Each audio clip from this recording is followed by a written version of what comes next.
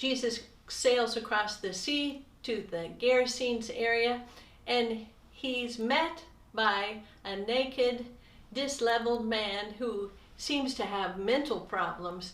And this man speaks to Jesus, and there immediately Jesus knows he has found the one that he is looking for. And verse 26 begins, "Then they arrived at the country of the Gerasenes, which is opposite Galilee. As he stepped out on land, a man of the city who had demons met him. For a long time he had worn no clothes, and he didn't live in a house, but in the tombs. When he saw Jesus, he fell down before him and shouted at the top of his lungs, 'What have you to do with me, Jesus, Son of the Most High God? I beg you, do not torment me.' For Jesus had commanded the unclean spirit to come out of that man." You see, Jesus went specifically across the sea to see this man. He went specifically to heal this man. He went specifically to put his spirit within this man so that we would understand what Jesus touches is made clean. As we've been studying the healings of Jesus, we see that there are times when Jesus rebukes the demons within the person. And in order to rebuke them, he calls out that he recognizes is the illness. Sometimes the person tells us what they would like to be prayed for, and so they might say, "I would like for you to pray for my back. I would like for you to pray for my mind. It's not thinking straight. I would like for you to pray for my leg. It still hurts." And as we pray for that, we say, "I rebuke you in the name of Jesus Christ," and we name that illness.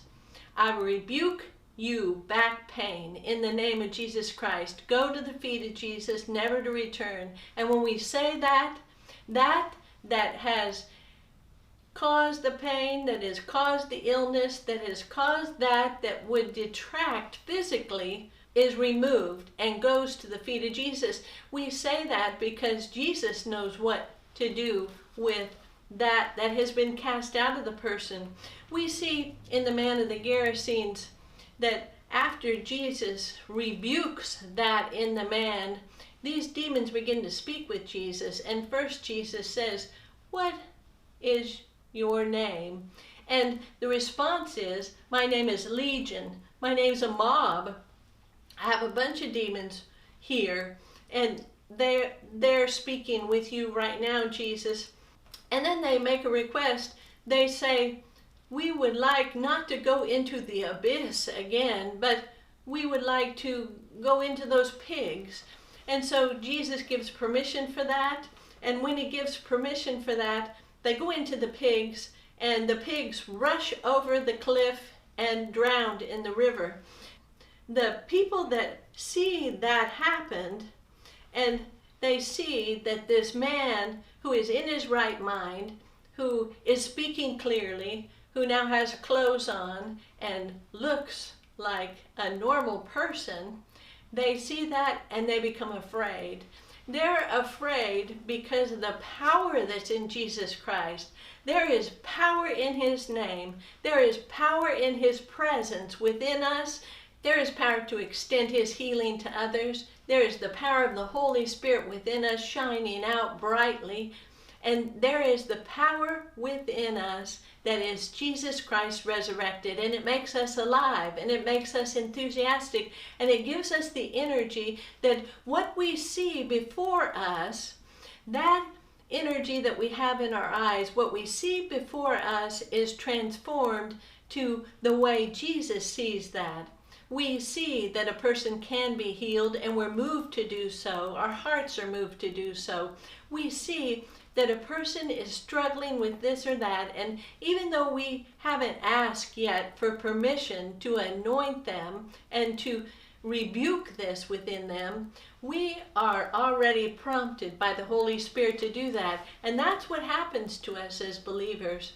And then when we ask for permission, and that permission is granted, then we have some oil. That would be something that you would need to bless. And that blessing, if you'll call me on the phone, I can have a blessing with you over that oil so that that oil is anointed holy. The healing oil that I use has myrrh in it. Yes, like at Jesus' birth, gold, frankincense, and myrrh. The healing oil has oil in it because there are healing properties in myrrh itself. For instance, for cancer. And the oil that is blessed by Jesus can be anointing oil that you can use on others. And then we follow the story a little further for the man of Gerasene, because he wanted to go with Jesus when Jesus was ready to leave. And Jesus says, return to your home and tell how much God has done for you.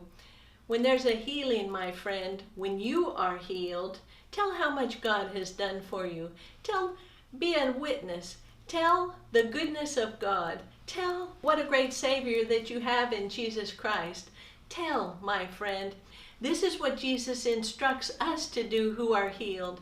Tell someone about your healing and witness for Jesus Christ that He is the healer, that He is your comforter, that He is your Savior, and that you are righted in Him, because everything that Jesus touches is made clean. Let's pray together.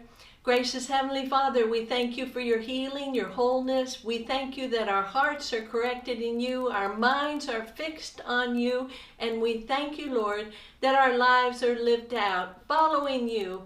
Thank you, Jesus Christ, for giving us the way to God so that no longer do we struggle in sin. We are free, we are alive, and we are living the resurrection spirit within us.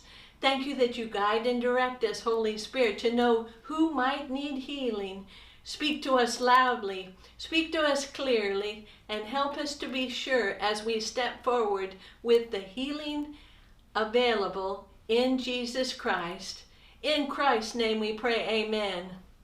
Go in peace, my friend. Amen.